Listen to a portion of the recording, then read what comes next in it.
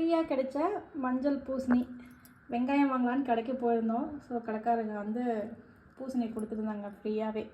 So இதில் இருக்க சீட்ஸ்லாம் மாசு நல்லா முத்தின சீட்ஸு. ஸோ இதில் இருக்கிறது எல்லாமே காய வச்சு என்னுடைய பெரிய பையனுக்காக சீட்ஸ் வந்து கலெக்ட் பண்ணி வச்சுருவேன். ஸோ இதுக்கு முன்னாடிலாம் அப்படியே எடுத்து கீழே தான் போடுவோம். ஆனால் இப்போலாம் பார்த்திங்கன்னா இந்த மாதிரி கலெக்ட் பண்ணி வச்சுக்கிறேன். ரொம்ப நல்லாயிருக்கும். டேஸ்ட் வந்து அவ்வளோ நல்லாயிருக்கும்.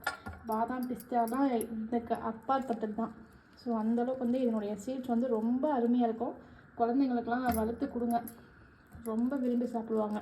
இப்படியே கொடுக்கக்கூடாது. ஒருத்தர் கேட்டிருந்தாங்க, இதை காய வச்சோம்னா உள்ளே தான் பருப்பு இருக்கும், இந்த மேலே இருக்க ஓடை வந்து ரிமூவ் பண்ணிவிட்டு கொடுக்கலாம். காய வைக்கிறப்போ அப்படியே கூட காய வச்சுக்கலாம். காய வச்சுட்டு நீங்கள் வறுக்கிறப்போ நல்லா வந்து மிதமான சூட்டில் வறுத்துட்டு மேலே இருக்க தொலியை எடுத்திங்கன்னா உங்களுக்கு பூசணி விதை கிடச்சிரும். ரொம்ப அருமையாக இருக்கும். நாளைக்கு பொரியலுக்கு கட் பண்ணலாம் அப்படின்ட்டு டைம் என்ன 10:30 மணி இப்போ கட் பண்ணிகிட்ருக்கேன்.